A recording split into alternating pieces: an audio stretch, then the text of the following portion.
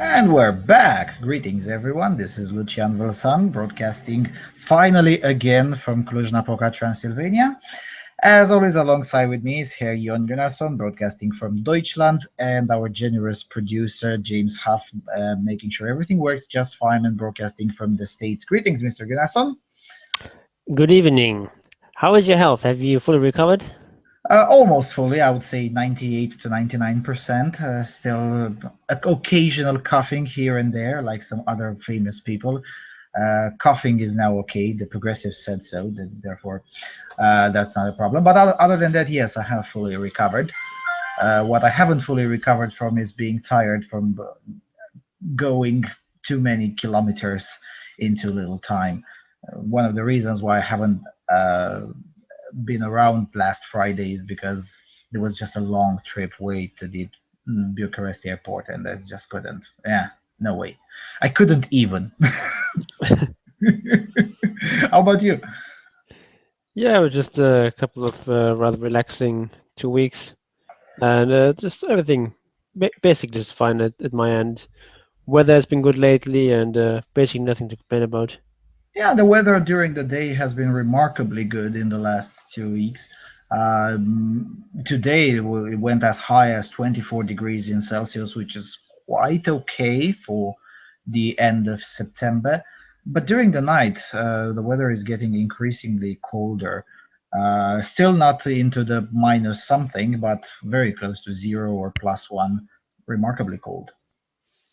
Yeah, I don't think it's anywhere near as cold here in Germany right now, even the night.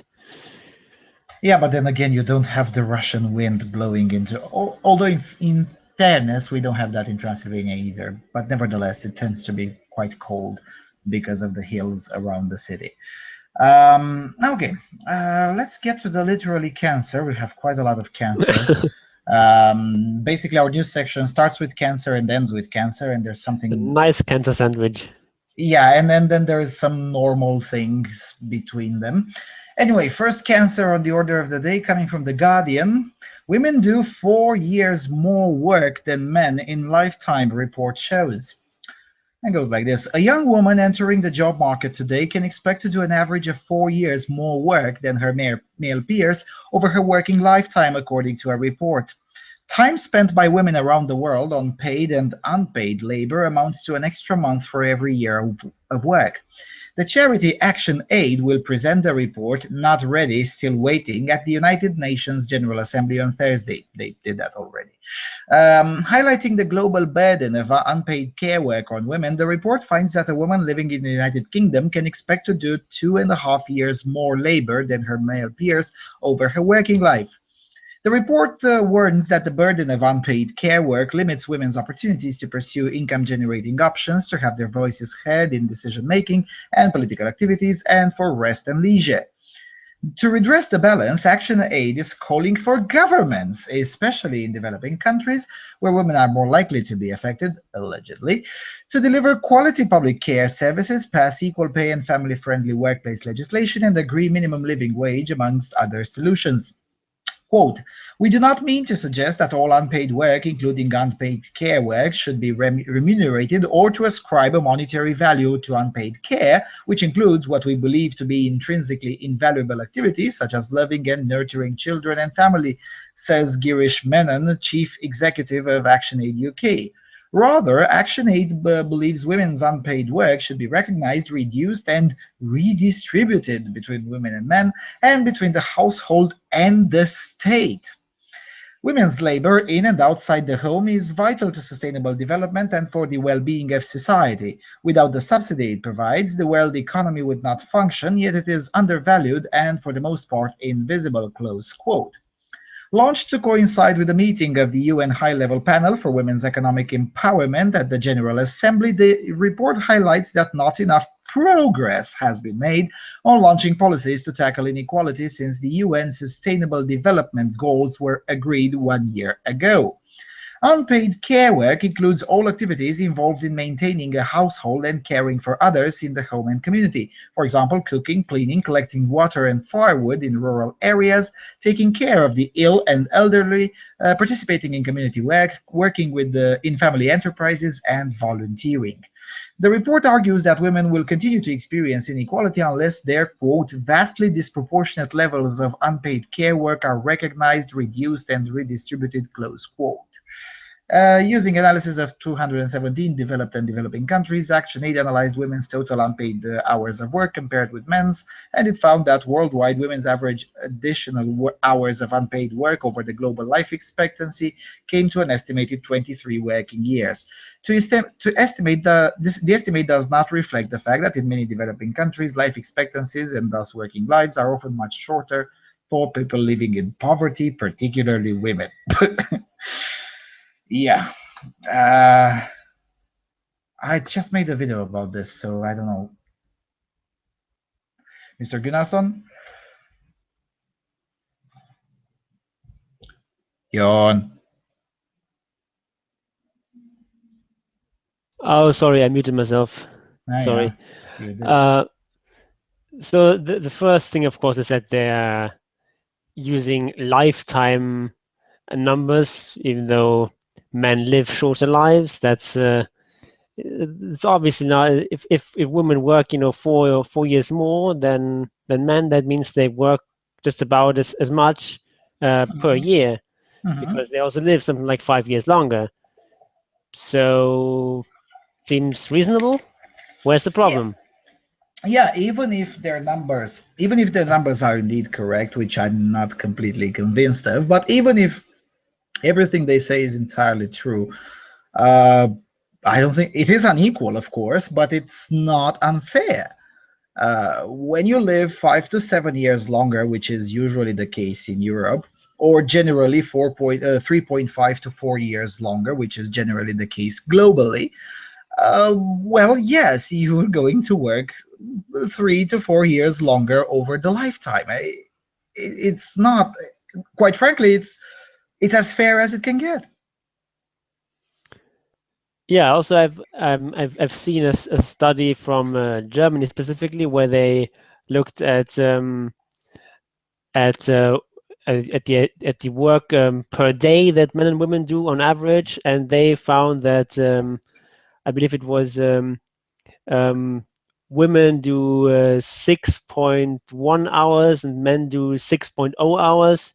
So it's basically the same per day on average, paid and unpaid work both. And yeah, that seems very reasonable. Of course, it's always difficult to like define exactly what constitutes work. Like, take for example something like fishing or hunting, which for most people in developed countries is not really financially sensible to go hunting or fishing. You would get more out of just going to regular work and just buying meat or fish. But maybe you get a little bit of monetary compensation for that, because you don't have to buy as much meat and fish in the supermarket, and hunting and fishing is generally enjoyable. So it's sort of kind of a mixture of pleasure and labor. And there's a lot of things that people do because they enjoy it, but it also brings some benefits. So how do you, is that labor, or is it just recreation? It's leisure, yeah. How do you separate the two? Besides, here, for instance, in Romania, there are a few companies that sell you the experience of hunting. So people pay in order to go hunting. Whereas I would assume that there are quite a few places around the world, because this report is supposed to be global, where the idea of paying to go for hunting is considered ludicrous, and rather people hunt in order to survive. So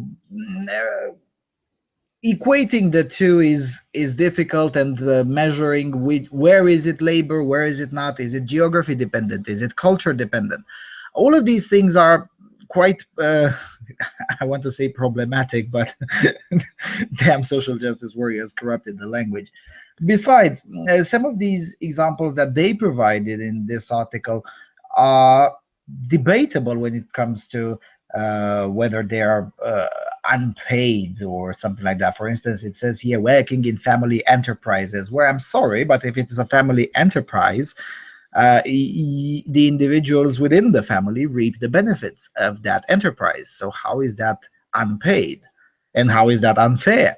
Yeah, I I mean, mean, you don't get paid wages for that normally, but like if it's a family enterprise, presumably you're one of the owners of the enterprise, so you like, okay, maybe it's unpaid, but then you can also say that that any entrepreneur, for example, is doing unpaid labor because he's not getting a wage, but oh, I he can is getting confirm that. profits, presumably, at least if Yeah, he's doing a good job. absolutely. And besides, any entrepreneurial venture starts with basically volunteering. It's also this one. The other example that marked me a bit was, yeah, collecting water and firewood in rural areas. Well, yes, it is not paid in the sense of a salary or a bank transaction, or you can't see an accounting spreadsheet on how much payment you derive from that. But I would assume that not dying of extreme cold or not dying of thirst is still does constitute as payment if you look at things from a wealth perspective rather than in nominal dollars or pounds or whatever.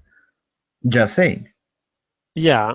Also, another problem with this sort of approach is that it just assumes that all work is equally hard, which of course is not the case. There's Yeah. some kinds of labor that are very much backbreaking and very difficult.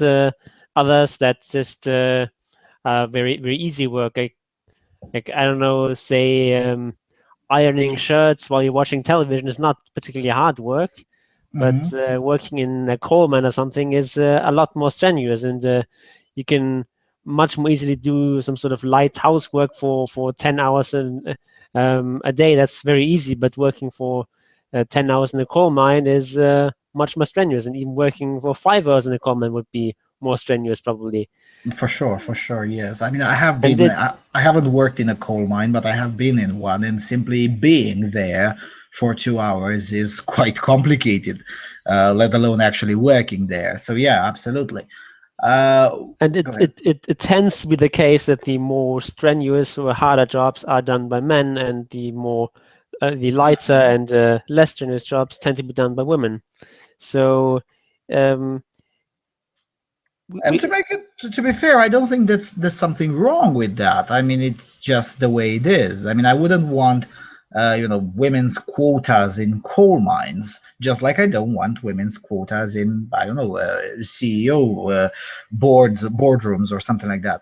Uh, it's just the way it is, and I don't think there is a problem with that. I mean, there is a division of labor, not just amongst the sexes, but generally, and it's the way the economy tends to reward these things. And so what?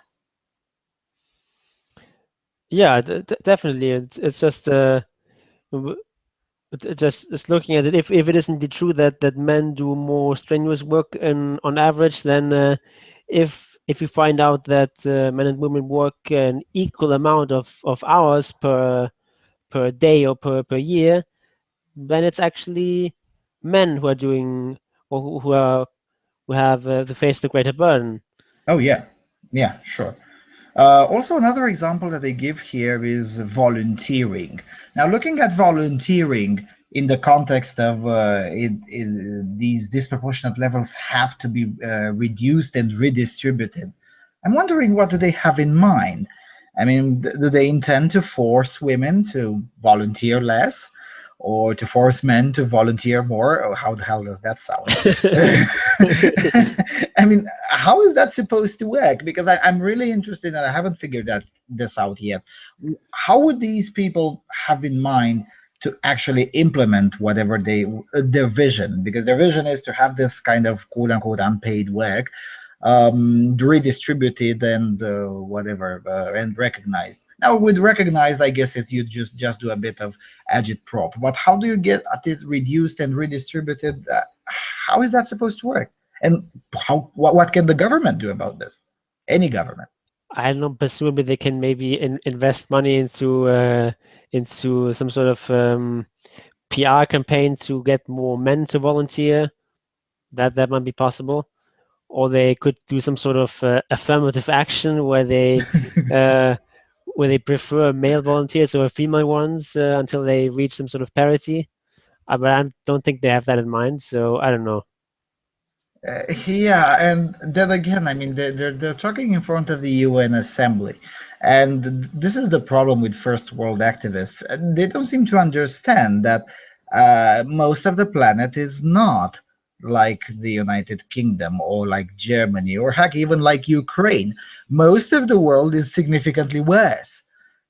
In most of the world, such problems simply don't exist. In most of the world, nobody can afford the luxury to count how many women and how many men do they have in their volunteering shelter or something to that effect. This is simply nobody can afford that. And pressuring already weak governments to do something about it just sounds very backwards to me, not to mention inefficient.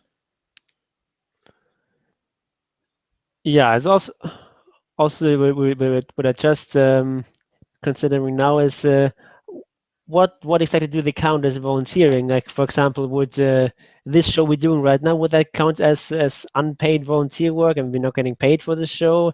We're producing some sort of public benefit because people presumably want to listen to it. Are we doing unpaid work? Yeah, good question. Would they I count guess something like that? I'll send It's an very email difficult to to say. ActionAid and ask them with this segment. Yeah, I don't So, know. Is someone who's, I don't know, writing a blog or something? Is he doing unpaid work? I don't know. or is it probably leisure? I mean, Yeah, when I because I do mean, when I I do do this. certain videos, I consider it to be work because it's a lot of work and sometimes I don't really enjoy it. But other times, when I have certain pieces of news that I covered, I consider them leisure because it's fun to do it. Uh, so if I'm not consistent with my own work, with how I view it, how can a third party assess it properly? Yeah, it's all very much. It's just so vague, and there's no clear boundaries that can be drawn. So any numbers or any way of classification you come up with is going to be very subjective and therefore very much subject to bias Are, and so to are you manipulation even. saying that labor and value are murky and subjective? Oh my God, that's certainly not what Marx taught me. Yeah, yeah. I mean, I wonder if there's an economic theory that taught us that. Yeah. Anyway, so yeah, we've gone. Oh, come on, we allocated almost 10 minutes to this garbage. So yeah, Action Aid is garbage. Their actions are garbage, and it's really astounding. They have their HQ in Johannesburg, and for some reason they still haven't learned anything about economics. I mean, come on, living wages. Good luck imposing that in, I don't know, Senegal or something like that. I mean, yeah, really. Yeah. And let's continue now with some German cancer. Okay. Coming from Der Spiegel, Nahles wants legal right of return to full-time work. According to data by the Statistisches Bundesamt, more than 11 million employees are working part-time and most of them are female. These reduced hours are not always a matter of choice. Especially women are often denied a return to full-time work after a baby break and a period of part-time work. Andrea Nahles plans to change all of this. This autumn, the Minister of Labour plans to introduce a bill to make it easier for parents to return to full-time work. Quote, "It is unacceptable that many women who had to reduce their hours for family reasons are stuck in the part-time trap and cannot escape from it," the SPD politician said in an interview with Spiegel. Quote, "I want them to have a right to return to full-time work." In a world of change in which people are required to be more and more flexible in the labor market, she believes that employees need to have greater say, including when it comes to working hours. So far, there's no legal right to increase one's hours worked. There are plans for this in the coalition agreement, but they have not come to fruition yet. For this reason, the opposition in the Bundestag has already accused the government of playing for time. Under current law, employees in Germany can only demand to reduce their contractually agreed upon hours. So, and this is just sort of the online version that's up there. It's also sort of an ad for a longer version with like an interview with Andrea Nahles, which is in the print version of the Spiegel, which I haven't read. So yeah, it's just quite a short article, but I think we get the gist of this piece of Yeah, humanity. the first and probably the only question that I have is that do these people even economics? Yeah, If I were to be participate in a fundraiser, I would participate in a fundraiser to send all these people a copy of Basic Economics by Dr. Thomas Sowell. I mean, it almost seems like that none of them do economics, like at all. yeah, they just have this really, really weird view of the employer-employee relationship. Like they believe that an employer is like some kind of parent who has to take care of his children, and in return, their children have to do certain chores or something like that. In reality, it's And if the children don't do the chores, it's still the duty of the parent to forgive them because they're children, yeah, maybe basically. give them a stern talking to, but that's about it. Hmm. Um, and they're certainly not allowed to send their children to bed hungry. Um, but yeah, like in reality, an employment contract is a business deal. It's a business relationship. An employer agrees to pay a certain sum of money, monthly or yearly or whatever, in return for certain services. It's an employee who sells labor services to an employer. That's all it is, basically. It's Hmm. Here people come along and um, have this idea that there's some sort of deep connection with that employers and employees are supposed to have, and once you employ someone, you can just you can just depend on the employer to provide a living wage and all sorts of benefits and whatever for some reason, and if if the employee is still poor, despite the salary, that's somehow the employer's fault, even though the employer is actually doing more than anyone else is of reducing this particular worker's poverty. But never mind that. As soon as you employ someone, you're apparently responsible for them and have to make sure they wipe their asses after shitting and whatever else. And so once you've employed someone, they can just apparently, as far as Andrea Nahles is concerned, just arbitrarily increase or decrease their working hours, regardless of what a contract says. It's just insane. It's not just whether regardless of what the contract says, but it's also regardless of whether the actual needs of the company are. Because most of the times, I mean, I'm pretty sure that no employer, no sane employer would refuse an employee asking to have his or her hours increased if that particular employer needs more hands on deck, so to speak. So instead of going through the burden of looking for another part-time employee, it's actually a good thing if an already existent one that you already trust wants to increase his or her workload. So these kinds of things tend to regulate themselves amongst people. I mean, there is no need for legislation to regulate these kinds of things. And the opposite. I mean, if the employer doesn't need more hands on deck, forcing him or her to actually accept that usually tends to end quite badly for, let's say, part-time male employers or childless part-time female employers who eventually have to end up being fired because, well, the law forces me to have this lady that just came back from maternity leave to increase her hours again because potato. I mean, that's what usually the result is of such policies. Yeah, I mean, generally, employers really want their workers to work full time because it's usually Absolutely. a lot more efficient to have um, uh, one person working 8 hours than two persons working 4 hours each, because you need some fixed costs for some sort of equipment they might need for their job, maybe office space, things like computers and so on. Also, of course, there's a long training period typically you have to go through before you're actually productive for the employer. Hmm. Um, all of that can be reduced if we just have um, fewer employees who work longer hours, up to, of course, a certain limit. I mean, it's not really efficient to have someone work 16 hours a day, because it's not Most going of to the time be, it's not, yes. most of the time it's not, because if you work very long hours, you get tired, you get unconcentrated, you make mistakes and so on. That's not really efficient. But Mhm.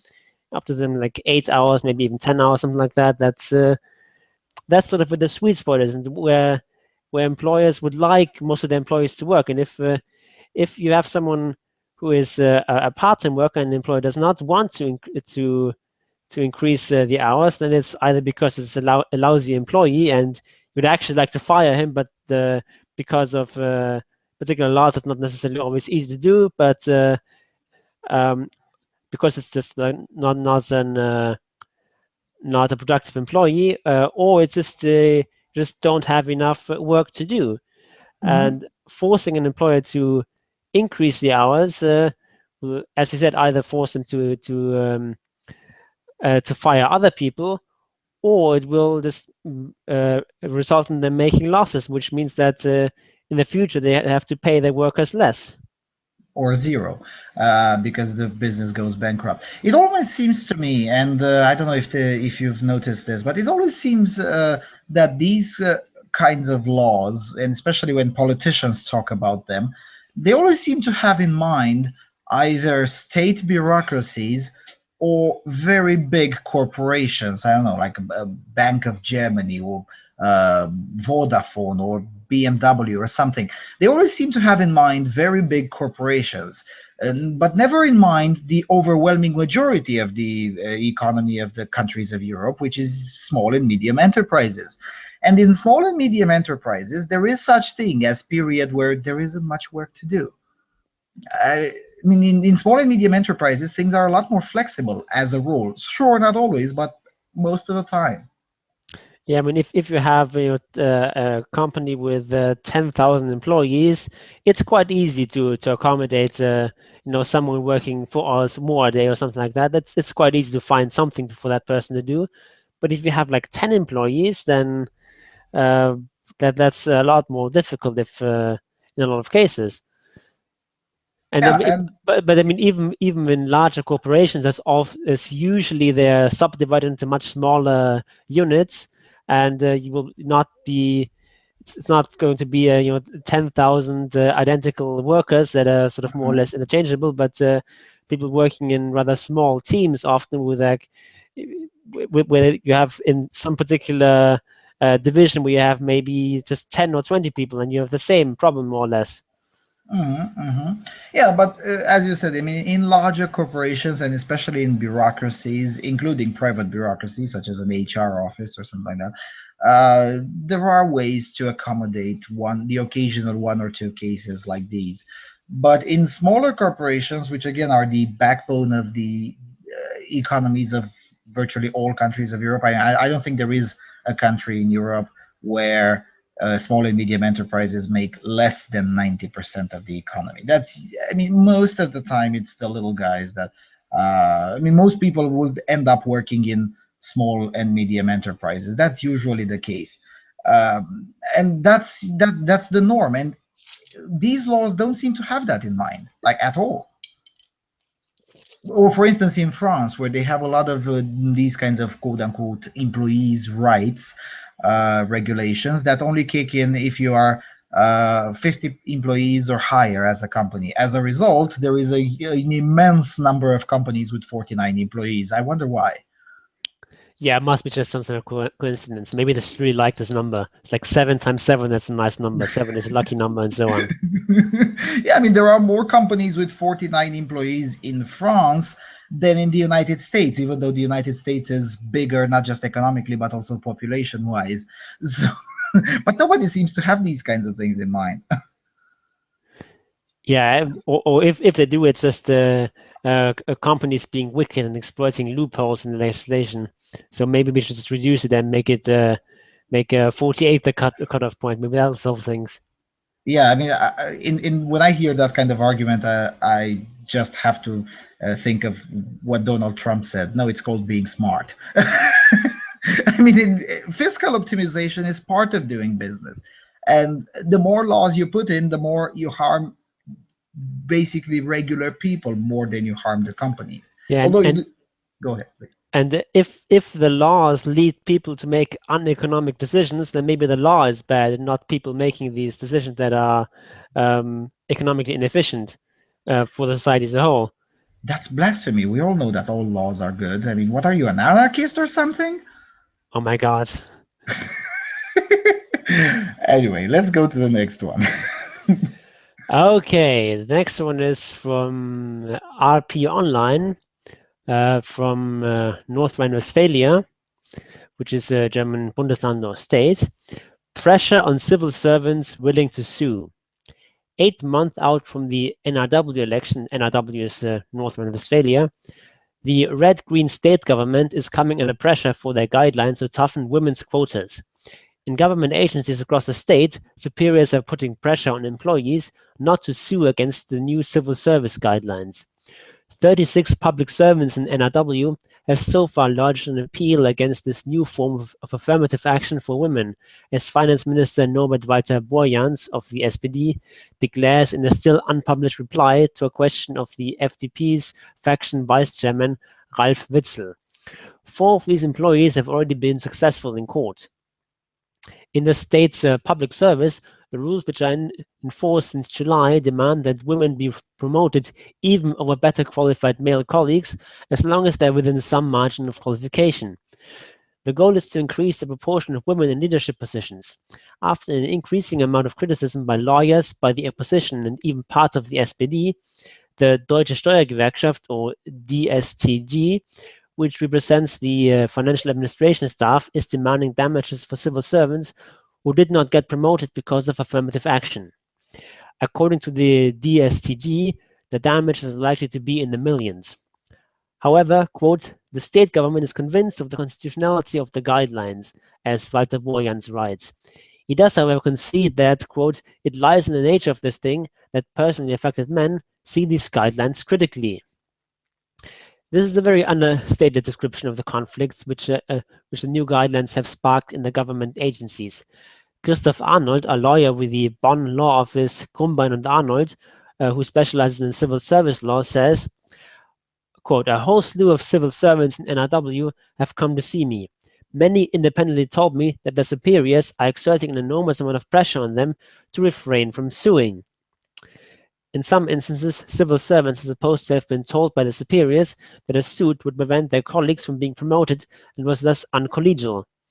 Others are supposed to have been told that such a suit would not be good for their further career.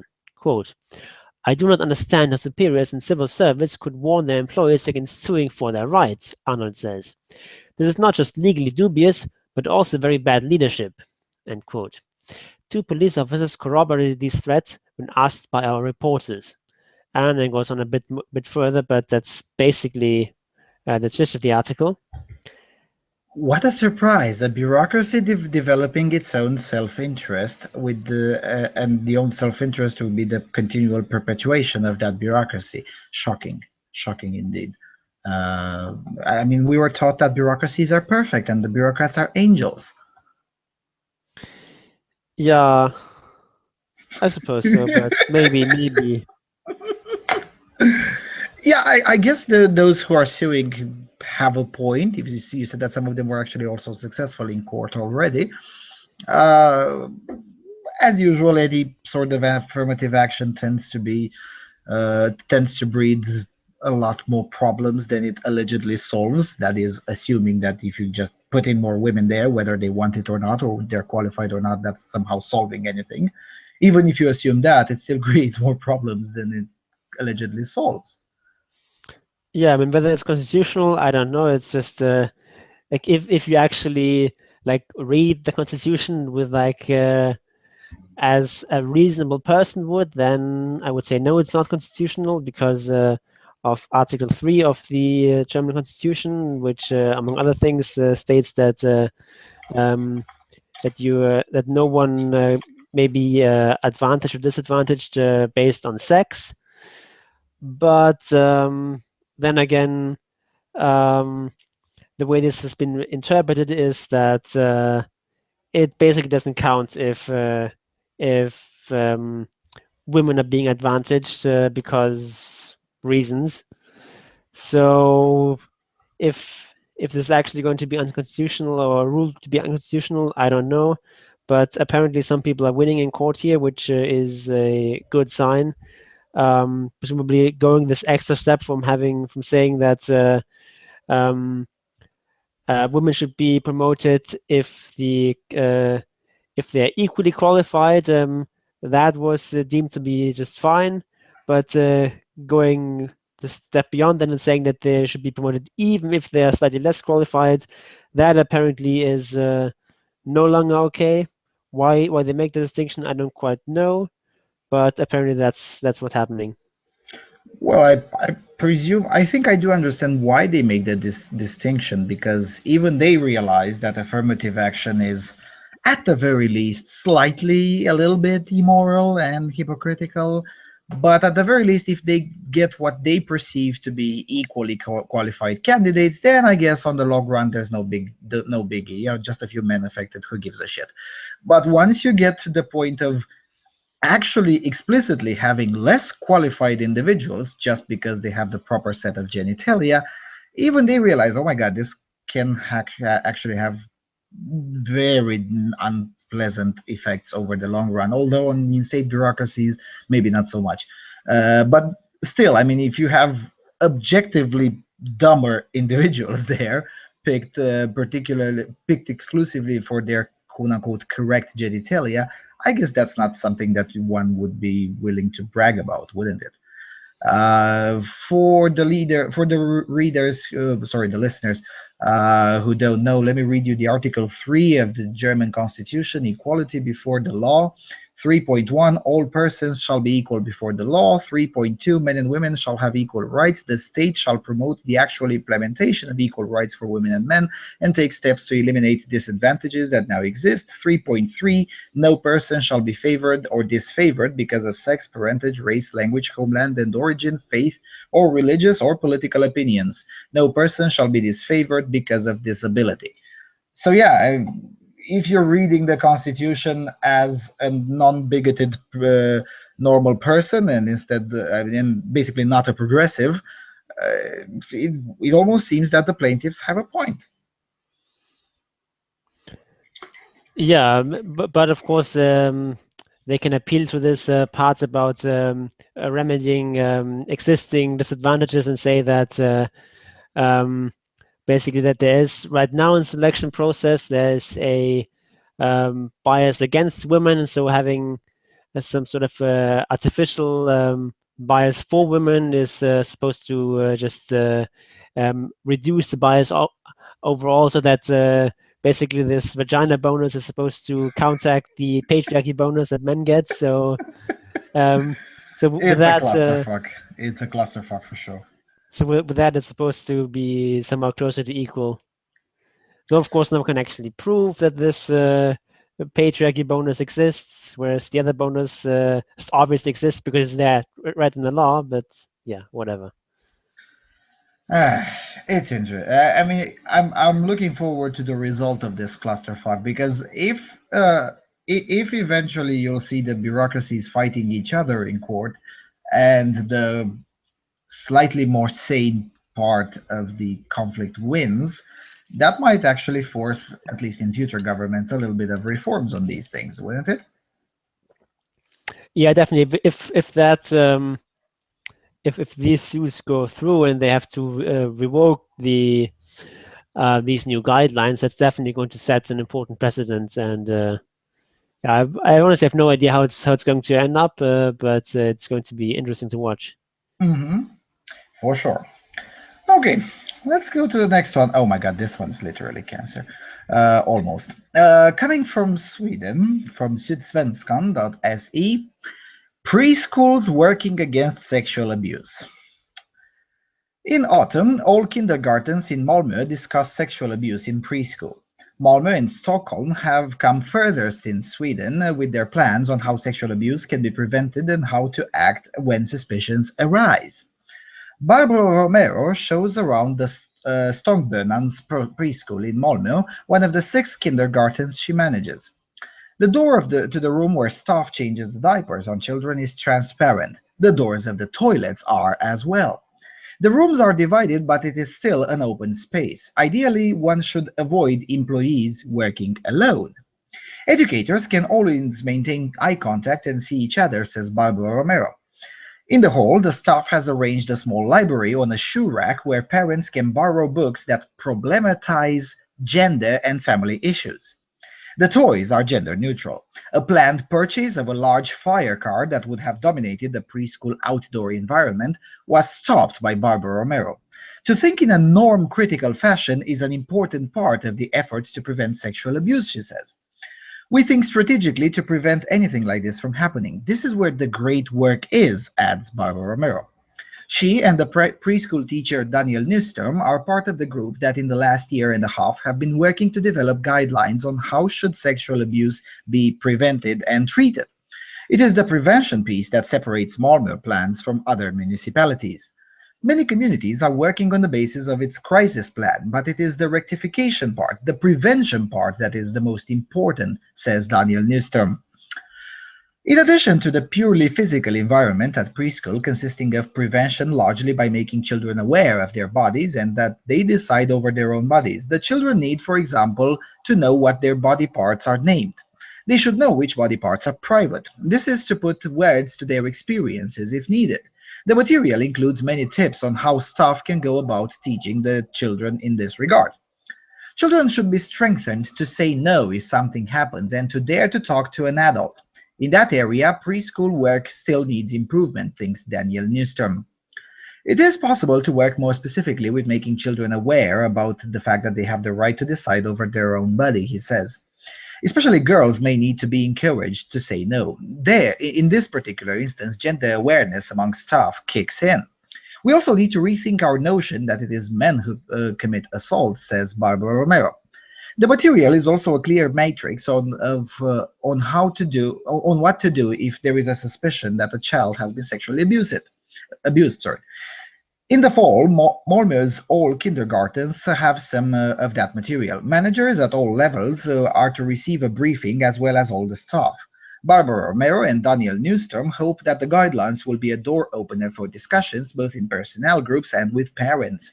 There are many kindergartens where this is not at all discussed, and this needs to be done, adds Barbara Romero. Now, before saying anything, I also need to make everyone aware. Hold on a second, let me find it. Where the fuck did I put it? Yeah, here we go. There is a conservative member of the parliament of Iranian descent. His name is Hanif Bali in the Swedish parliament. And he says, he tweeted something very funny that everyone needs to be made aware of. The tweet is something like this: Sweden in 2000, and it's about this article. Sweden in 2016. 7th century religion that promotes genital mutilation, not a sexist problem. Putting a fire truck in the courtyard of a kindergarten, that's very problematic and increases the risk of sexual abuse. Welcome to Sweden. And then one of his commenters says there, feminism is cancer, and he responds, I disagree. My young brother has actually been cured of cancer. So yeah. Oh, the floor is open. Mr. Gunnarsson? Mr. Gunnarsson is probably again muted. I've muted myself again. All right. So, how is it problematic to have I mean, that one with the fire truck? I mean, I read that phrase 20 times because I was like, this can't be happening. I mean, maybe there is an editing mistake. How can a fire truck in the yard of a kindergarten would be problematic when discussing sexual abuse? I mean, what? As far as I remember, it's with something about it dominating the thing or something like that. Maybe it's like the fire truck would be more expensive than the other toys, so spending all that money on a boy's toy would be unfair or something like that. Maybe that's where they're coming from. I don't know. Trying Yeah. to find a reasonable explanation here. Yeah, I don't know. But if that is the case, then who is the enforcer of gender norms? Is it the quote unquote patriarchy, or is it this butch dyke lady who thinks that fire trucks are boys' toys? Just saying. Yeah, I think that assumption is very problematic. I mean, you just you're just classifying toys as being for boys or for girls, and then but why don't you just like put the toys there and just let anyone, whether they're boys or girls, play with them and just decide for themselves whether they want to play with fire trucks or dolls or whatever. Yeah, but that's too sensible and leaves the gender experts without work. I mean, we can't have that. Yeah, Uh, because then you'll find that almost all the boys will play with boys' toys, and almost all the girls will play with girls' toys, and that and that's somehow is not that's acceptable. problematic. That's problematic. I mean, remember what happened in Norway when they canceled the whole carnival because, unsurprisingly, girls dressed in girls' With out princesses. attires or outfits, yes, and boys preferred masculine attires, and they had to cancel the whole kindergarten carnival because it's problematic. Um, Another Jay says in the chat room, Sweden, first teaching kids to explore each other's bodies, now has to focus on preventing sexual abuse. Nobody could have predicted that. True story. True story. Although, in fairness, Sweden is not the leader in this kind of thingy. I mean, teaching kids to explore each other's bodies has been until last year the proclivity of France, when finally the parents groups have successfully defeated the state in court, and that thing had to be removed.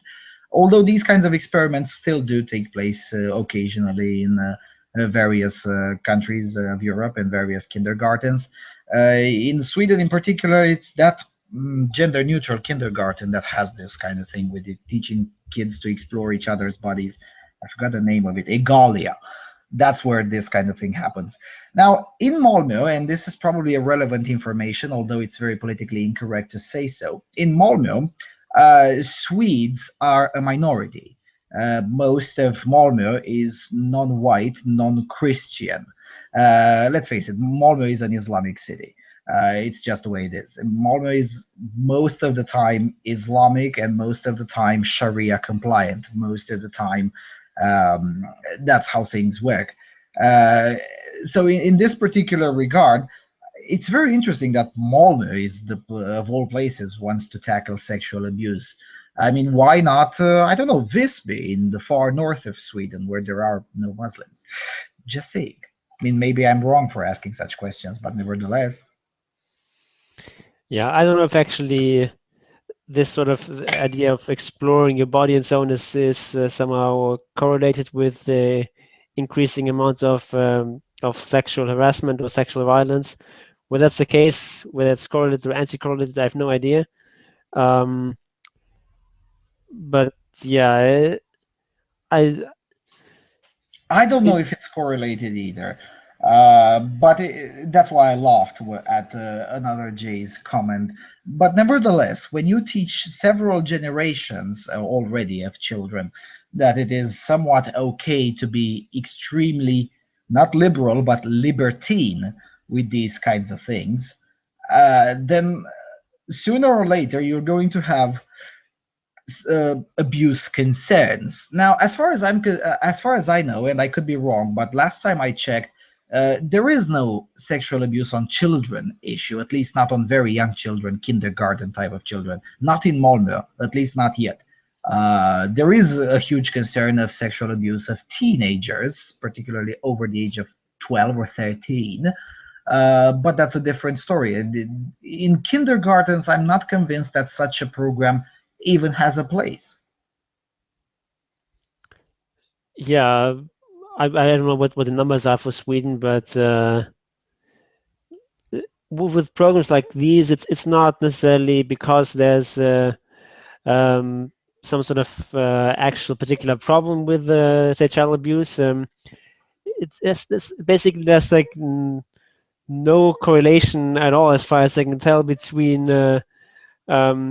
actual rates of problems like child abuse and efforts to tackle them. It's Mhm. basically just there's just this complete disconnect between how bad the problem actually is. It's just people say, we have to fight child abuse, and everyone, of course, is against child abuse, and so therefore no one really dares to say that, well, maybe we're already spending enough money on this, on public awareness or whatever else. Mhm. Because if you do that, it's kind of looks like you're on the side of child abuse, and no one really wants to be there. So, and it's really it really is not connected to the numbers, because whether it's X number of children being abused, or 1.5 times X or 2 times X or whatever, people still have the same sort of um, gut reaction or gut aversion to child abuse, and it's really Mhm. these emotions that it's playing on, rather than some sort of cold hard look at the actual numbers. And this is true in almost all countries of the world, really. But in Sweden, the issue is particularly augmented by the general culture of social ostracism when you dare to disagree with the prevailing ideology, which is feminism, in particular hardline Tumblr type of feminism. That is the dominant ideology in Sweden. Although in recent years, as in the last 24 months, it has been successfully challenged here and there. That's great, although not fast enough by my standards. But nevertheless, Sweden is an extremely feminist, extremely feminine type of society, much more so than probably anyone else in. I mean, even when compared to their neighbors Denmark, let alone compared with Germany or anyone in Eastern Europe or Italy or whatever. So in basically saying maybe such thing is just not needed can easily get you, or anyone saying is an accusation of rape apologism or something like that in the press, and that tends to be a career ending in certain sectors. I mean, yeah, sure, if you're a tech guy at SoundCloud, nobody actually gives a shit. But if you're working somewhere else in education, for instance, that can be problematic. I mean, I know what happened with Anneli Sjöberg, who writes for AVFM Sweden. She had a lot of troubles at her workplace for daring, for even for the fact that she writes for AVFM Sweden. Period. It didn't even matter that what she wrote there. Especially when she started questioning the female favoring affirmative action policies in Swedish schools. Well, that was problematic. Thankfully for her, she kind of avoided being fired. But nevertheless, it's really hard if you're working somewhere in education to just come out and say, look, maybe such things are needed. We don't have to further introduce such things into our kindergartens. Saying that is very hard from a practical standpoint. Yeah, I can imagine. Yeah. All right. Let's go to the next one. This one is weird. Yeah. Uh, coming from USA Today, because I was lazy and I didn't want to find an article in Italian to translate it. Italy's campaign for more babies is called racist and sexist. Italy launched a program on Thursday aimed at reversing one of the world's lowest birth rates, but the first Fertility Day produced a backlash with charges of sexism, racism, and comparison to wartime dictator Benito Mussolini. Yeah, okay. The Ministry of Health campaign focuses on measures to combat sterility, but causing the most uproar was the part of encouraging women to think about having children earlier in life. One ad, for example, showed a smug pregnant woman holding an hourglass with a tagline that reads, "Beauty doesn't have an age, fertility does." Another showed the outline of a long beaked bird reading, writing on it, "Hurry up, don't wait for the stork."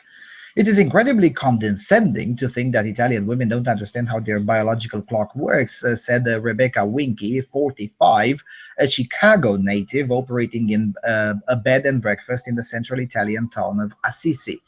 Uh, Question: why the fuck do American libtards get to have an opinion in Italy? Anyway, quote, "What women here need is the same opportunities men have in the workforce, affordable childcare, and a generation of Italian men who can do their fair share at home." Actually, that's not true. Alessandra Fortuna, 23, a Rome waitress, agreed. The only thing this sloppy campaign shows is that the Ministry of Health has no idea about the challenges regular women face. Really? The Italian newspaper Il Fatto Quotidiano, for those of you who don't know, that's a very, very far left outlet, wondered tongue-in-cheek if a bachelor tax was in the works, and several Italian media said that the Fertility Day campaign smacked of Mussolini's own practices that said women had a national duty to produce many offspring. Last year was the 5th consecutive year that the average childbearing age rose in Italy, reaching 31.6 years, one of the highest in Europe. The average of 1.35 live births per woman is the lowest ever recorded in Italy and well below the average of around 2.1 needed for a population to remain stable. There's a cliche about the Italian mama who stays home all day cooking tomato sauce with a house full of kids while the husband is out working in the factory, said Maria Rossi, coordinator of the polling firm Opinioni. But that reality died in Italy 40 or 50 years ago. Today, most Italian women have to work, which means that at best they have fewer kids, and they do so later in life. Italian Health Minister Beatrice Lorenzin, 44, who was behind the controversial campaign, sought to focus on health issues that had an impact on fertility, like drug and alcohol abuse. But at the Wednesday news conference on the eve of the event, she was on her heels amid charges that at least one version of the promotional posters was racist, showing a dark-skinned man in an image labeled bad companions women should abandon in comparison to a group of fair-skinned good companions. The campaign is emerging as an unwelcome embarrassment to the government of Prime Minister Matteo Renzi as it gears up for a key political vote next month that will determine the fate of his mandate. And it has sparked speculation that Lorenzin might be asked to step down. It's shameful that a health minister who never graduated from college is telling intelligent women with college degrees who are forced to work in pizzerias because there are no other opportunities that they are the problem with the system, Winky said. Well, maybe the fact that they have a college degree working in pizzerias, maybe it's their fault. Just saying. Because again, Italy, just like any other country in especially in the former Western Bloc, is rife with useless degrees. I mean, I kind of doubt that engineering graduates work in pizzerias, but I'm definitely willing to concede that gender studies graduates work in pizzerias. I'm pretty sure that is the case. Yeah, maybe spending years studying for a degree that doesn't even allow you to get a job is not something to be proud of.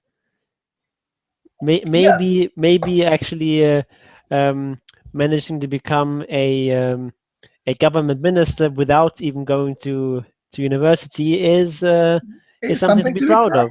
Yeah. Look, we had a prime minister, no, sorry, a minister of education that did not have the baccalaureate, and by far he was the best minister of education that this country had for like 20 years in a row.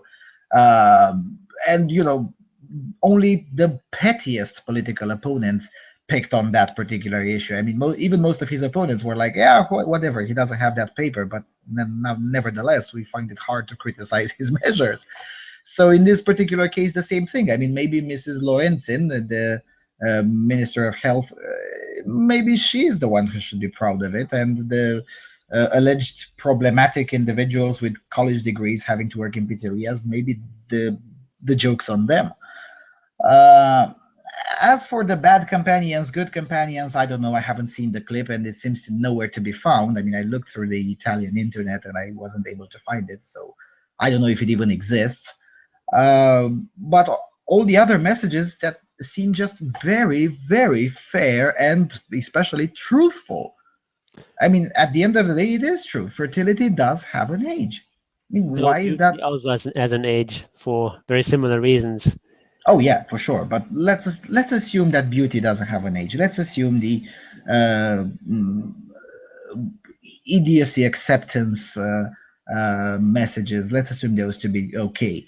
But nevertheless, fertility does have an age, and I don't see why is that so condescending or wrong to put it on a billboard or in a campaign or whatever. I mean, truth is no longer allowed.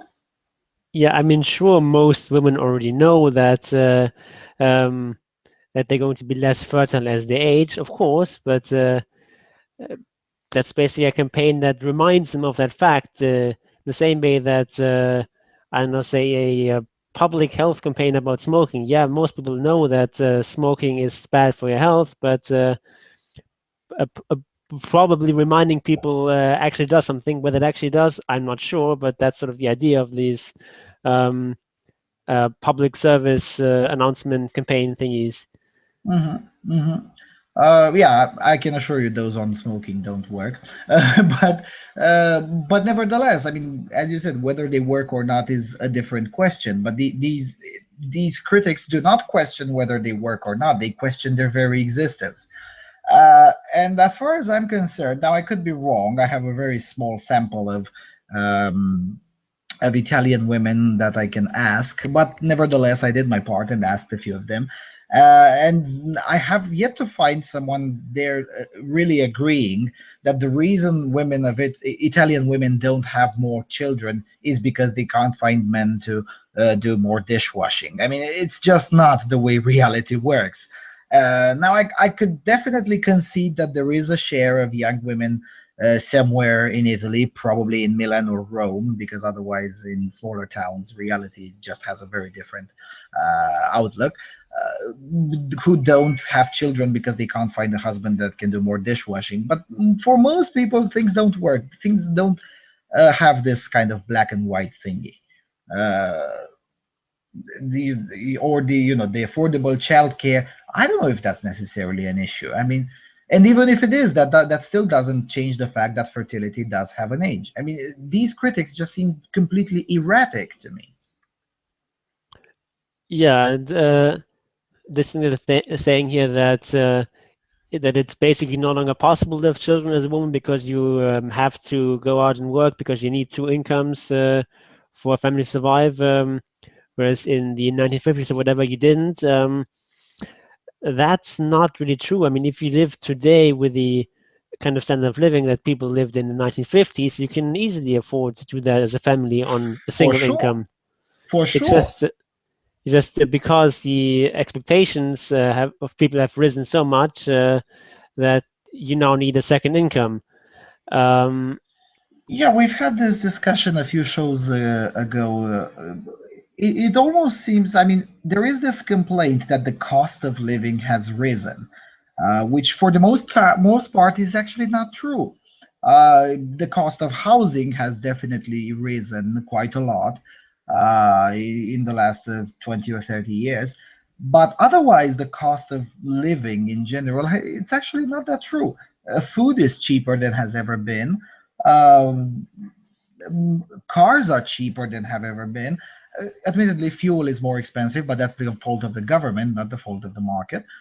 But for the most part, most things are actually cheaper now than before. But then again, as you said, in the 50s, you wouldn't buy five laptops and renew them once in every 1 year or 2 year, and you wouldn't buy the latest smartphone every 1 or 2 years, or sometimes even earlier, even more often than that. So yeah, in that regard, it's not that the cost of living has gone up, but the expectations have gone up, and sometimes quite irrationally so. yeah, and you didn't have like two or three cars in the family. You had maybe one car, if that much. Many families didn't even have any car. Yeah, in Italy, it wasn't a thing to In have Italy, a certainly. car in the 50s and 60s for sure. I mean, having a car was a luxury for the upper middle class. It wasn't the norm, not even by a long shot. And even today, I mean, if you go outside of the big cities, like, I don't know, Padua, Milan, Rome, Turin, or something, if you go outside of the big cities, it's still not the norm even today. And unsurprisingly, the fertility rate for the smaller towns and cities is higher than in the big cities. So maybe, just maybe, it's still a lifestyle choice rather than the fault of policies or the market or whatever. Yeah, it's also it's a question of priorities. If you want to have the latest gadgets, you want to have a huge house. I mean, uh, the amount of living space that people have has risen dramatically over the last couple of decades. Mhm. For example, this idea that if you have children, every child needs to have a room of his or her own. That's just not something that existed, 50 years ago. You'd have, 2 or 3 children per room, or maybe even more. And it's not just among poor people, also among, even upper middle class people, that was quite common. Yeah, I So, mean, and I mean, if go ahead, please. and if you have to have a room for each child, then of course each child additionally you have is going to cost you a lot more, because you're going to need a bigger house than if you're willing to have 2 or 3 children in one room. Yes, I mean, my my grandparents of my mother's side, uh, both of them have been in numerous families, and I've seen the houses they grew up in. And my great grandfather was an accountant, and being an accountant in the 30s or late 20s was actually a very, very productive job. So he was for sure in the upper middle class, and one of the first to be killed by the communists. So 20 years later, when the communists came to power. So he wasn't of the upper middle class, and I've seen the house where they grew up, and even though there were 7 siblings, the house was significantly smaller than the house in which now nobody would consider raising more than 2 children, maybe 3, but definitely never 7. So these kinds of things have changed all over Europe, not just here. Same in Italy. I mean, in Italy, the numerous families, the stereotype that this particular individual is talking about, what is her name, Maria Rossi, the stereotype that she's talking about, that indeed did exist. But if you're looking closer, because there are movies made from that period, it's easy to find them on YouTube. You would be seeing that the houses in which those stereotypes were being played out were not particularly big mansions. They were still rather ordinary houses by today's standards. And by those time standards, they were considered upper middle class, in which you would raise a family of 7 or 8 or 9. So yeah, I mean, the expectations just pretty much shifted.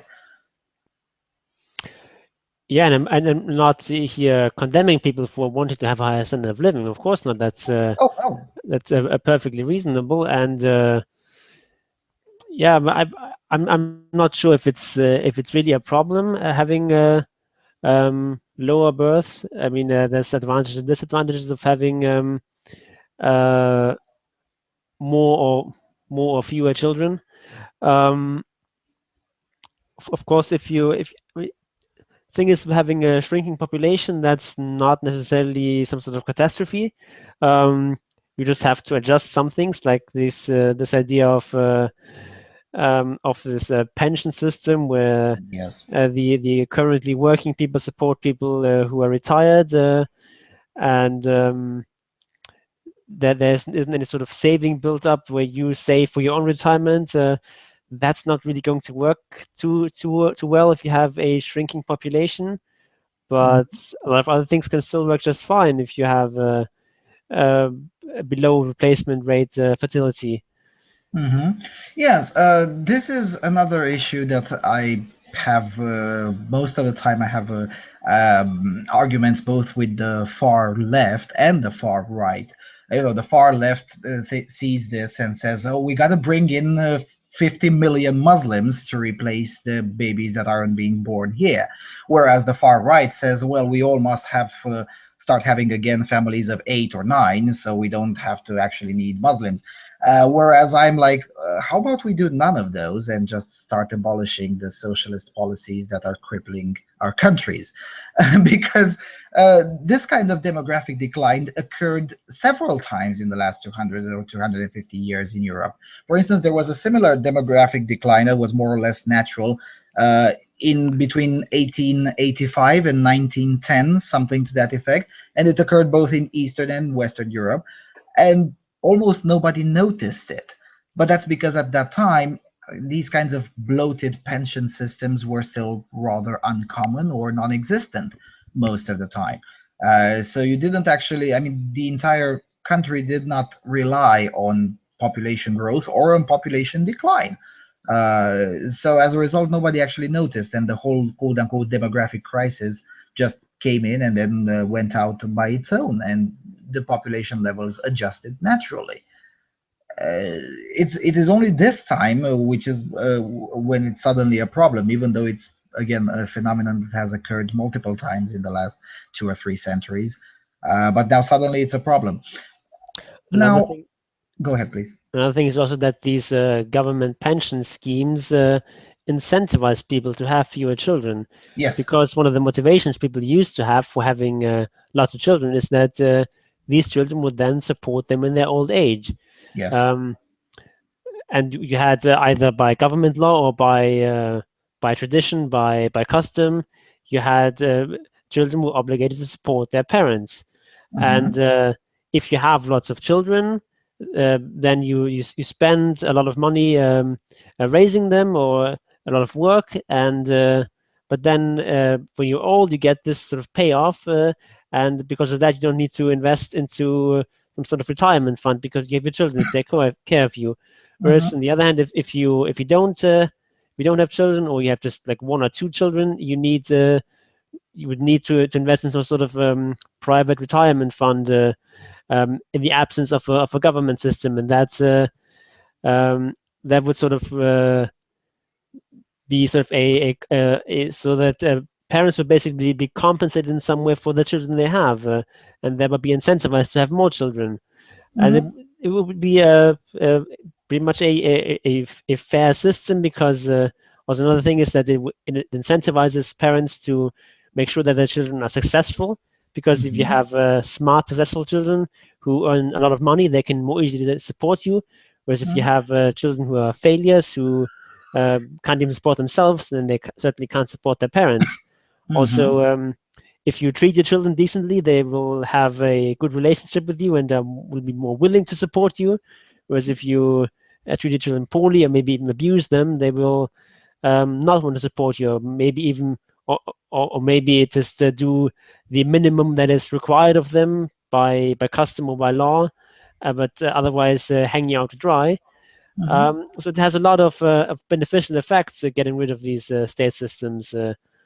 Yeah, even if you think it in collectivist terms, as in societal benefits, it still has a lot more benefits than the current status quo. Besides, such a system would not be dependent on population growth or decline.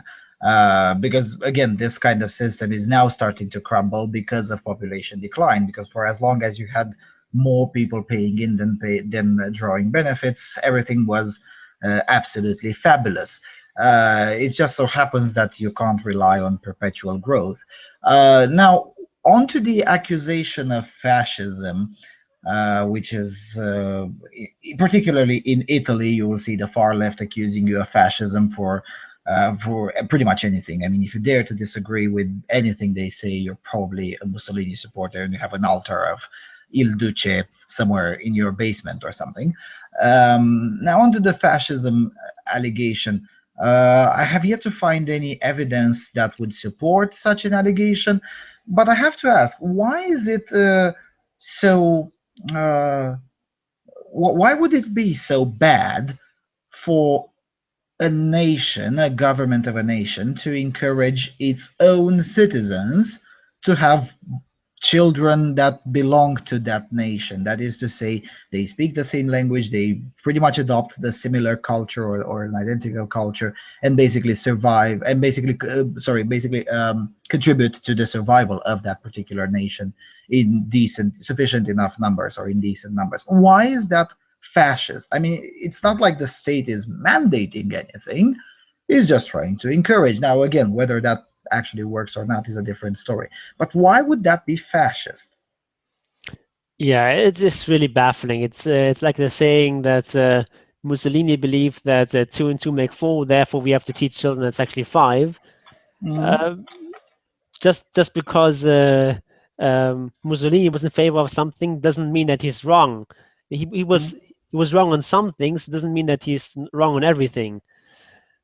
I mean, yeah. that's like saying that I know Hitler was against animal cruelty, so therefore we have to torture the next puppy you see. Well, actually, I So don't like otherwise, you're a dogs. Nazi. So. Well, I don't like dogs, so just saying. So that's at least a good thing to hear. So Yeah, for a so moment here, so was so afraid you I'm were the actually biggest a Nazi. anti-fascist for sure. I'm the biggest anti-fascist for sure. Also, Hitler believed in punishing smokers. I don't. So double plus good anti-fascism in my corner. Now, if you want to talk about real fascism, and again, this particular thing of labeling as extreme any sort of attempt of any kind, whether it's government or private, to have individuals convinced that uh, their perpetuation is probably a good thing. This is not a narrative that is confined to Italy. I mean, I was reading the other day, and I'll just drop the link in the chat room for anyone willing to read further. On Breitbart, there is a parenting magazine in Germany, Baby and Family, that now basically informed its readers to be aware of families that are on the very right wing. And Oh yeah, I read that. the Yeah. way to identify that is that they tend to be white, they tend to be blonde, they tend to be cheerful, they tend to be inconspicuous, and they tend to be engaged in the community, and the children tend to be more willing to listen to their parents, and they're basically too normal. As a result, they're probably on the very far right wing of the society, and therefore dangerous and racist and all sorts of things. Yeah, Uh, it's why basically is if there's a blonde girl wearing plaits and a skirt and she's sort of rather on the quiet side and well behaved, then her parents are probably Nazis. Yeah, why is this compulsion? And again, if you press these kinds of people who believe in these kinds of things, if you press them hard enough, it all boils down to them. And, I do hang around very, very far left forums for research purposes. And I try to ask questions and whatnot. And sometimes I get blocked, but sometimes I actually get honest answers, depending on how good I make my cover there. Obviously, I don't go there. Hi, I'm Lucian Vâlsan. I'm that far right guy from YouTube. What's up? No, I don't go like that. But anyway, and if you ask them hard, if you press them hard enough, they'll basically tell you that anything that perpetuates the what they perceive as the white race, that's obviously harmful. So basically, if you have a white father and a white mother and and 2 or 3 white children, that's dangerous. That's how many of these people think. And the same goes with the criticism of this particular measure in Italy, because they perceive it as an I don't know how to put it, as a recommendation maybe, or as an attempt to persuade native white women to have babies with native Italian men. They perceive that as being inherently dangerous. If they had been included more quote unquote diversity in there, they would be less willing to criticize it. Why? Where does this mentality come from? Because I think that is genuine fascism and genuine racism rather than what these people are doing. Yeah, I don't know about fascism, but it definitely sounds extremely racist. You basically say that this particular race should not propagate itself. They should just basically die out. That seems to be pretty much a textbook case of racism. Yeah, unless you're writing for Vice, where they told us that there is no such thing as anti-white racism, just recently, like 20 hours ago. Okay, enough with this. Let's go to the next one. The next one, I presume it's a good news, judging by the It headline. is a piece of good news from the Süddeutsche Zeitung. Kachelmann's ex-lover to pay 7,000 euros. Jörg Kachelmann has won his suit for damages against his ex-lover. The higher state court of Frankfurt sentenced Claudia D. to a payment of 7,000 euros plus interest. The court was convinced that she, quote, deliberately and falsely accused him of rape, as the opinion of the court reads. With the verdict, Kachelmann, as he puts it, has, quote, regained his faith in the German judicial system. He says it was now crystal clear that he had been the victim of a crime, namely false accusations. Claudia D. is outraged. She sees it as a, quote, catastrophic miscarriage of justice of a purely male Senate to claim that her rape had been mere invention. She believes the court wanted to make an example of her. They want to silence us women. She had these choice words for the judges. "You pathetic, cowardly misogynists." The State Court of Frankfurt originally ruled against the Weatherman's demands. In reaction, Jörg Kachelmann immediately appealed the verdict. Kachelmann sued journalist Claudia D. for the reimbursement of about 13,000 euros for expert reports. With these, the TV personality successfully defended himself in the rape trial launched by her accusation. In May of 2011, the State Court of Mannheim acquitted the weatherman, who is 58 today. In the civil procedure, Kachelmann had to prove that his ex-lover's accusation was false. A forensics expert hired by the 18th Higher State Court Senate stated there was much evidence suggesting that the radio host had inflicted the injuries on herself. In February of 2010, Claudia D. reported to police that she had been raped by Kachelmann, her former boyfriend. The weatherman was then arrested in March of 2010 at the Frankfurt airport after returning from Canada and was remanded in custody. And there's like 2 more paragraphs which I'm not going to read. So basically, this is good news. I think we've covered this case in the past. I think there was some sort of suit that Kachelmann launched against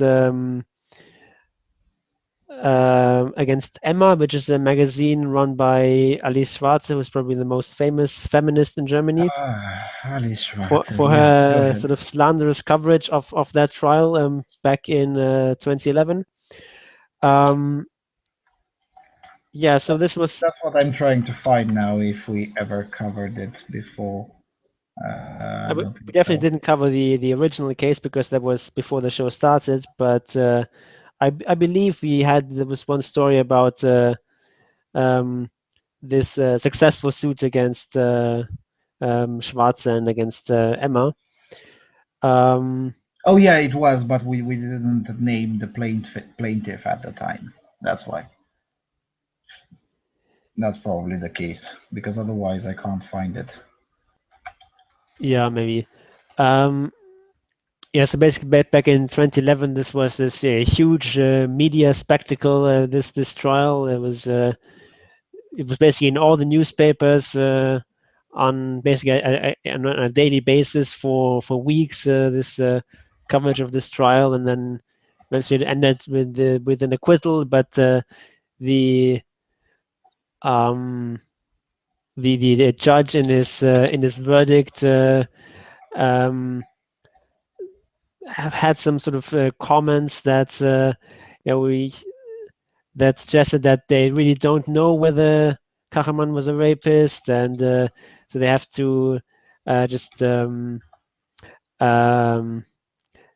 they have to acquit him based on a lack of evidence, even though in reality it was there was a good amount of evidence that she actually lied. There was her story had lots of holes and contradictions, and from sort of a reasonable observer standpoint, it was at least very, very likely that she had lied. So and yeah, yes, but I found when we covered it on October the 2nd last year, 2015. I'll put the link in the low bar of the story that we covered at the time. 7,000 euros. I don't know how much is that. Is that is that fair? Is that too much, too little? You're more familiar than I am with reparations/compensations awarded by German courts. Yeah, that seems very little. It says he sued for 13,000 euros, which is not really in terms of compensation for the harm he suffered or anything, but just to reimburse these costs he incurred during the trial for these expert reports. And yeah, it's sort of disappointing you only got 7,000 euros, but I guess it's better than nothing. And what I think is much more important is that we now have a court that actually ruled that yes, it's that yes, she did lie, and it's basically now been proven in court that it was indeed a false accusation, and now based on that, you can now maybe open a criminal investigation on Mhm. her, and that might result in her actually having to do some jail time. Or at least pay some more to the victim. Because, quite frankly, I would prefer that rather than jail, because with jail, the taxpayers lose. With a more reasonable amount in reparations, the victim wins. Uh, just saying. But then again, you and I have these extreme ideas that, in cases where possible, victims should win rather than the taxpayers lose. Uh, yeah. Yeah, Uh, the in these kinds of cases, especially when they happen in civil law countries, they don't establish case law or precedents, which sometimes is a good thing, especially when the judges make retarded decisions.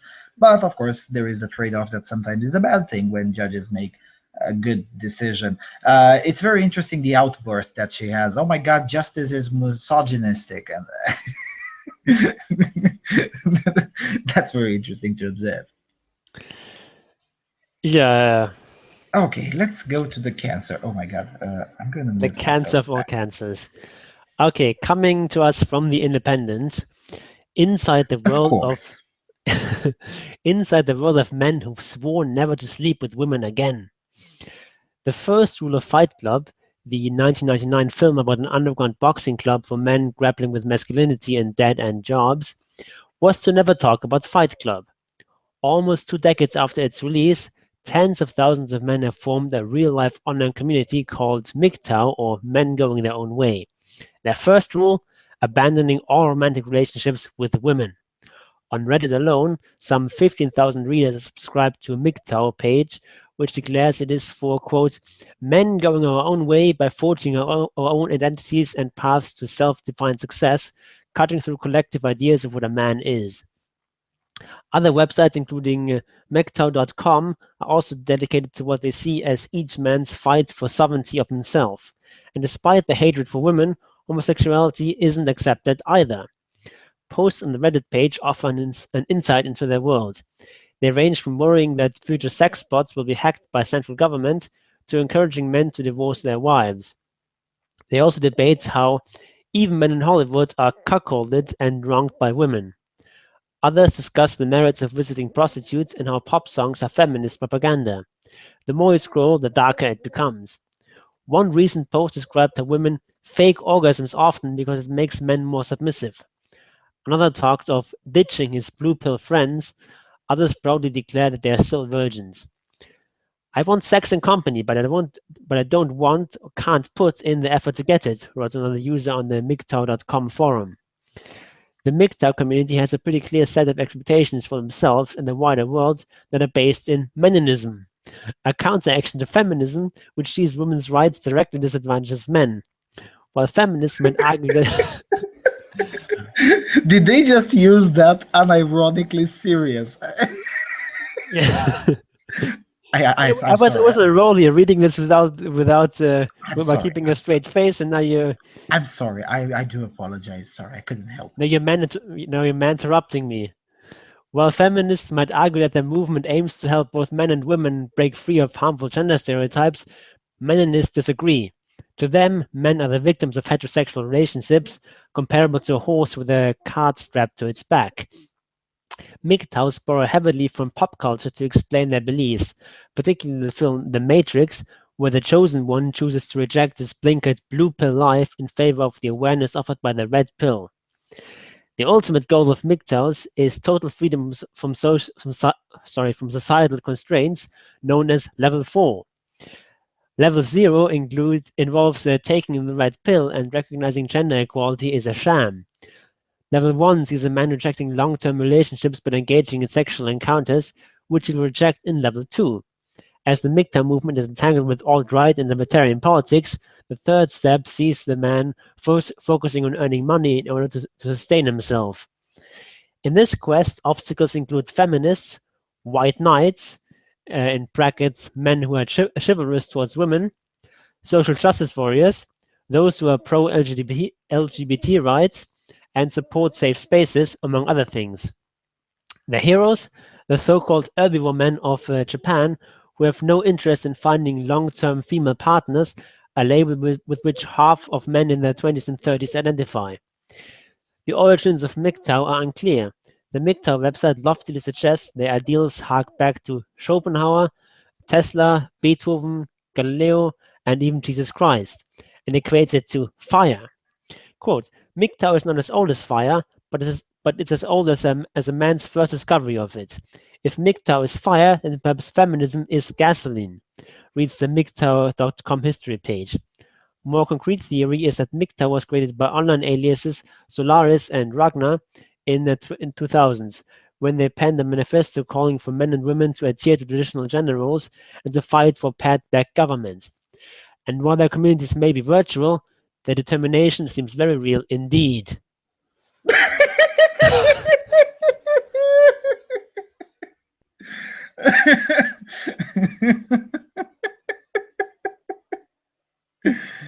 The Independent never ceases to amaze me.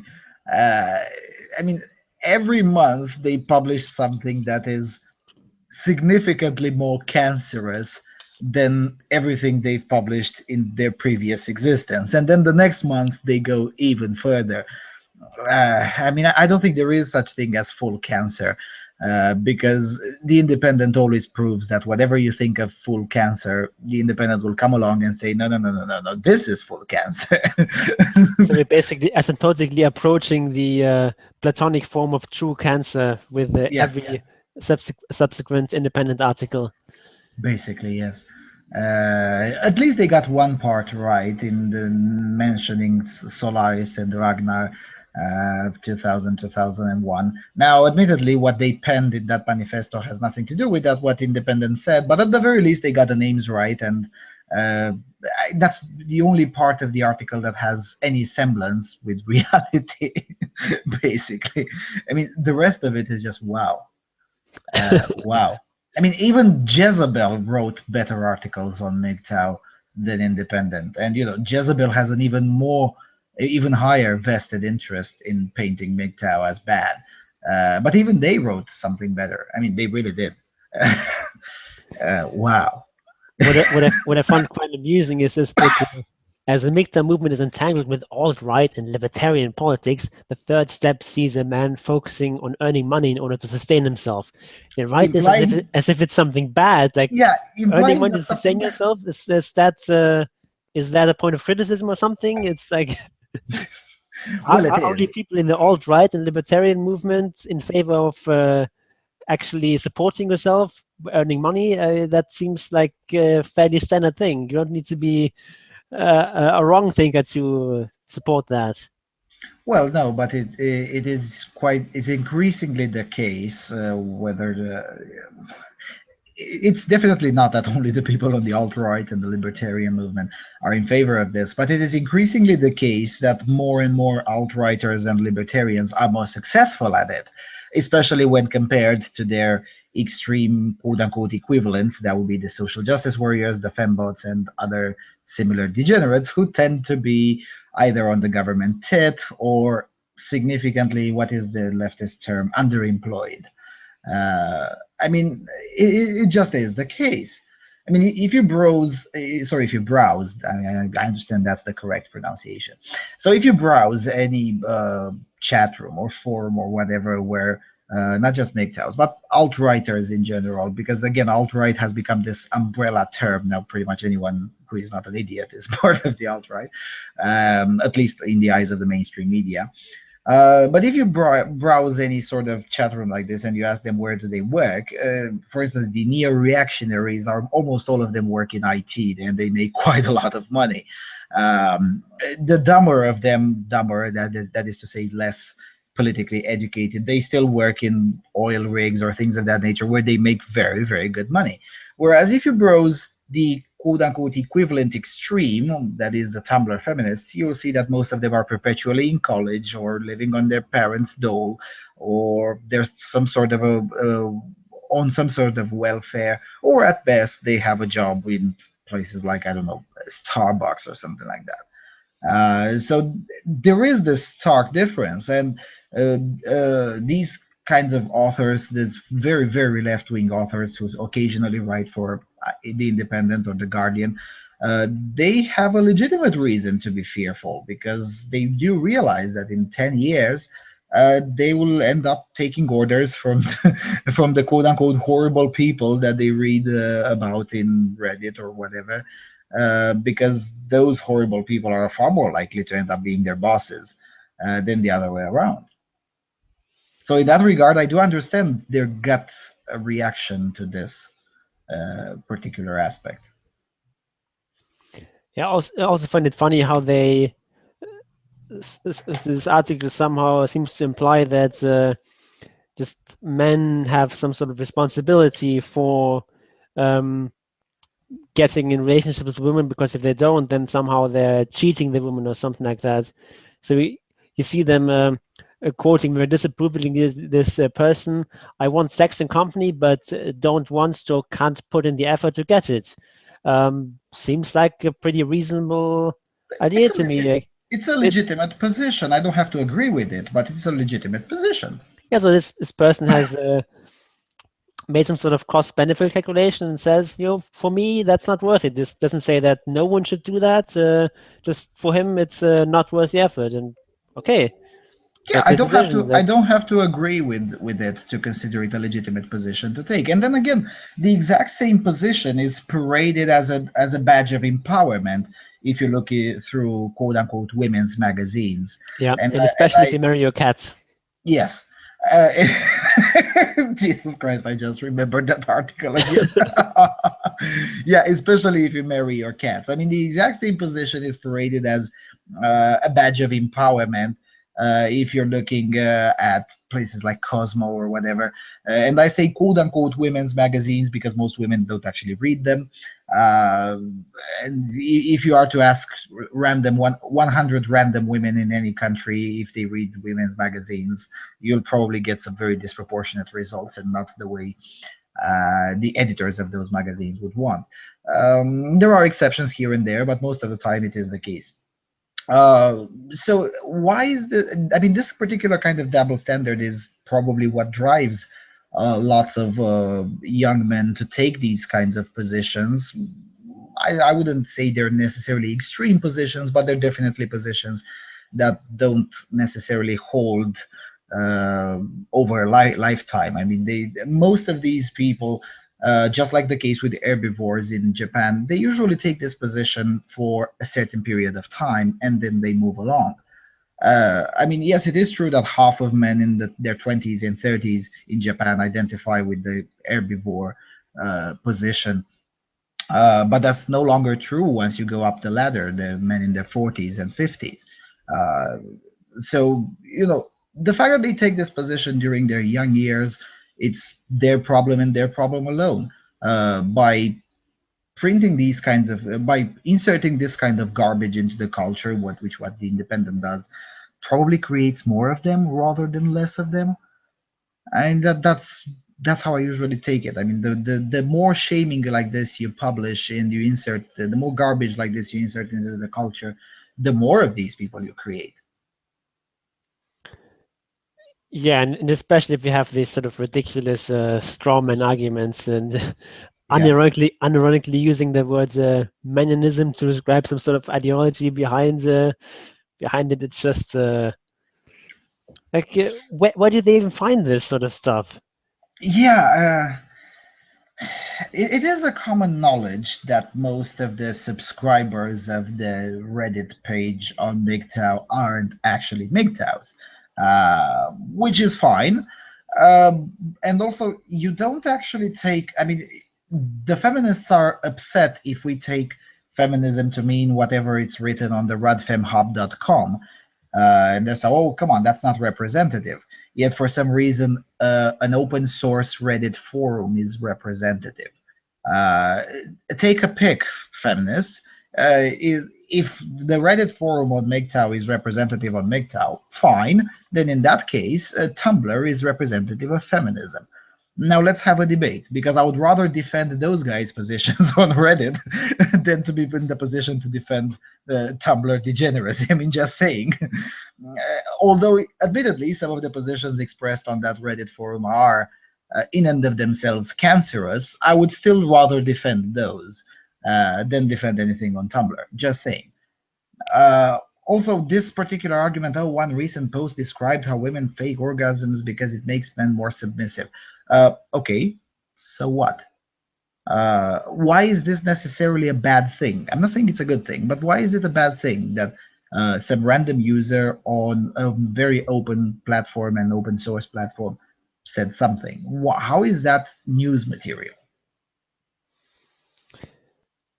Yeah, I mean, if you look at any sort of movement or ideology that is sufficiently big, you will always find some people expressing unreasonable things. And if you just take random Reddit users, of course, you're going to find all sorts of juicy quotes.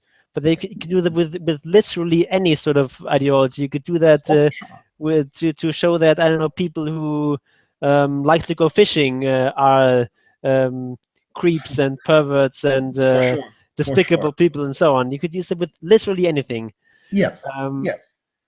Any interest, not necessarily ideology, but interest, like the interest in fishing, with your example, definitely has. Literally any sort of group. Like, you could go to any sufficiently big subreddit and find some crazy people there. It doesn't matter what it's about.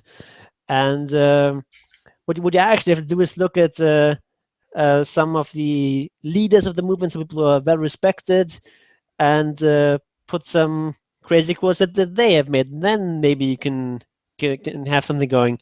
Of course, it's not, especially something like MGTOW. It's very, very decentralized. There's like one central ideology or one central organization or anything like that. But at least if you quote some people who are some sort of authority or who are well respected in the movement or the community, then you would actually have something to work with. But this is just ridiculous. Yeah, but doing so would have meant that this editor, because I can't call it, and I will say it, I can't call it a journalist, but that would have meant that this editor would have had to go where most MGTOW quote-unquote authorities reside, that is on YouTube, and actually watch 1 or 2 or 3 videos, and then probably contact 1 or 2 of them and ask them to give their 2 cents, which would have still probably yielded similar results. I mean, the MGTOWs on YouTube are just completely nuts most of the time. So it would have yielded similar results, but it would have given it a different type of credibility. Also, probably the administrator of MGTOW.com forum would have been a good quote to provide. As you said, basically provide some sort of evidence for your claims from not necessarily the leaders, but individuals with a lot more authority and a lot more respect within the community. I mean, at least they're starting to do that with us, with the MRAs. I mean, lately you see a lot less of this kind of garbage printed about MRAs. They usually they either call Dean from NCFM or they call Paul from here, or they call Justin Trottier from Cafe. So they're starting to slowly stop doing this kind of shit with us. They used to do the same thing with us too 4 or 5 years ago. Yeah, and probably the same thing is going to happen. People will stumble across this article, never having heard of MGTOW before, and maybe they'll see if these people are actually as crazy as described, and then maybe some of the people will see that no, there's actually some reasonable ideas here, and maybe people will start taking it more seriously. And I mean, there's just some obvious lies in this article. Like, first of all, they say that the first rule of MGTOW is abandoning all romantic relationship with women. Then later on in the article, they describe this thing with the different levels, and they say that only the highest level means that you have to swear off women forever or whatever, whereas the 4 levels beneath that you can still have relationships with women. So. This is Pick a one. there's obvious inconsistencies here, and I mean it's I still can't get past the phrase that it says the expectations for themselves and the wider world that are based in meninism. I mean, I mean that's where I interrupted you because that was just too much per word. I mean, come on. And the whole idea of meninism started in a chat room that I actually used to control. I still do it to a certain extent. And they were like, well, what if we just started parodying older nonsense? And that's how the @meninism, which is a Twitter account that I don't control. I actually don't know the person who's behind it. I know, I presume it's a he, but I know his. Yes, I'm assuming people's genders. Sue me. Anyway, I presume that I think I know his IRC handler. But nevertheless, that's how the Twitter account Beninism was born and how the whole thing started. And then it was expanded on Facebook and whatnot. And even there, I mean, if you go to the @Meninism Twitter account, the first thing you see is parody account of feminists. That's the first phrase written there, because that's the purpose of the whole Meninism thing, is to just. At first, the first year of existence of that account was basically taking anything feminists said and just swap the sexes and things of that nature and make it, make the sentence still make coherent and grammatical sense, and then just post it or make it a meme out of it. That's what was supposed to be, and that still is to this very day. So then to see the Independent taking the bait out of it, it's just too hilarious. yeah, it's obvious that they did not actually talk to anyone who is a MGTOW who identifies as such, because they're talking to like one person, having them explain that would basically show them that almost all the claims made in this article are false. Yes. I mean, look at, for example, someone like Barbarossa, who's one of the sort of leading voices, yeah, voices in the Yes. YouTube community in among MGTOW, and is widely respected in the MGTOW community. And he does not swear off a relationship with women. He does have a relationship with women. Yes. He's not going to get married, but he does have relationships, and even longer-term relationships. Yes. And still, he's not being ostracized. Not even by a long shot. Yeah. He's showered with popularity, and that's fine. That's his niche. But yeah, to say that it is rooted in Meninism is just something that I'll probably make fun of 1 year from now, because there is and you can find these things on gynocentrism.com. It's a very, very fine website with lots and lots of historical references, both about MGTOW and gynocentrism in general. And there are newspaper clips and documented thingies about communities of called exactly like this, men going their own way. The acronym didn't exist at the time, but the expanded name did exist as early as 1893. Now, I'm sorry, there was no Meninism in 1893. So these kinds of things have been around for a very long period of time. And in some cases, now admittedly, the minutiae of it takes quite a lot of research, but at the very least, the basics of it aren't very difficult to find. 2 or 3 Google searches are enough, which tells us about the level of documentation being done at the Independent these days, which is obviously less than that. Yeah, I mean, if you wrote this kind of article for a student newspaper, it would be embarrassing. Yes. But having this on the Independent is just I don't even know what to say. This is just taking all standards of journalistic integrity and taking a big steaming dump on it. I don't even have words to describe it. It's quite amazing how bad this article is. Yes, yeah, it's bad even by the Independent standards, which is. Minjin says in the chat room that the Muffington Post interview of Sandman is also chuckle-worthy. Lurker 781 says, well, Sandman is the most prominent one. Research, according to them, means clicking the first link and slandering it all to suit feminist propaganda. Okay, fair enough. Probably Sandman is more prominent than Barbarossa. Then again, if Sandman was on Muffo and Mean Gene says he was, I didn't see that. But if that's the case, that puts Muffington Post in a far more decent position. I mean, at the very least, they actually sought out a prominent voice of the particular worldview, because it's not really an ideology, but it's a worldview, and basically ask that individual what things are.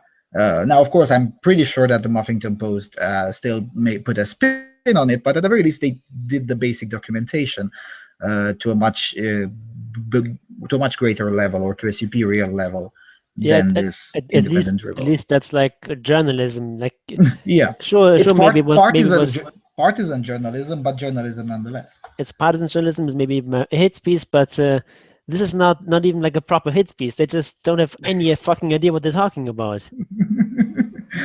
Yeah, that's why I was a bit surprised with the last paragraph where they mentioned Solaris and Ragnar, because I don't know where they got that one from, because it's the only portion that bears any semblance to reality.